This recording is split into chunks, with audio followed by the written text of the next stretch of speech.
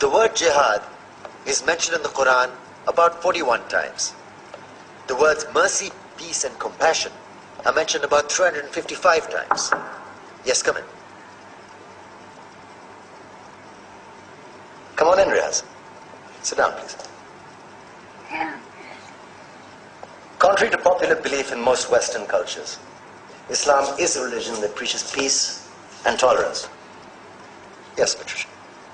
If Islam truly is a religion that preaches peace, then how come the world's most troubled spots, the West Bank, Afghanistan, Pakistan, Iraq, they're all plagued with Islamic terrorism? Well, that depends on your definition of terrorism. Some might argue that the US invasions of countries like Iraq and Afghanistan are also acts of terrorism. No, those were acts of war to get rid of despotic regimes. Or a means of getting at a country's oil.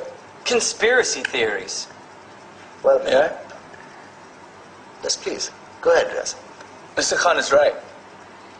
I mean, if we're talking about terrorists, the world's biggest terrorists are the white superpowers.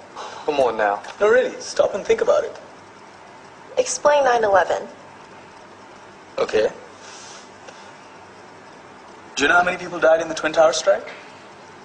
Around 3,000. And do you have any idea how many people died in the bombing of Afghanistan? Take a wild guess. More than 15,000 people died. And that's just conservative figures. About 50,000 tons of explosives were dropped on innocent civilians. Men, women, children. Yeah, but that was because of the Taliban. Now that you brought it up, did you know that the Taliban was a creation of the CIA to fight the Russians? Whatever. They were still harboring terrorists. Yeah, right. Terrorists that were never found. Just like the weapons of mass destruction that were never found in Iraq. Do you want to get into the death toll in Iraq? 500,000 civilians and counting. And what do Britain and America say when they don't find these weapons? It's simple. They just say sorry.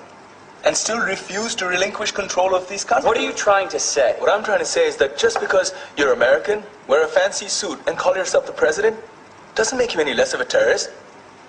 I'm saying that if you don't stop meddling in other people's countries, you will face a backlash. If Muslims like you feel that way, then why don't you get out of our country? We will. As soon as you promise to leave ours.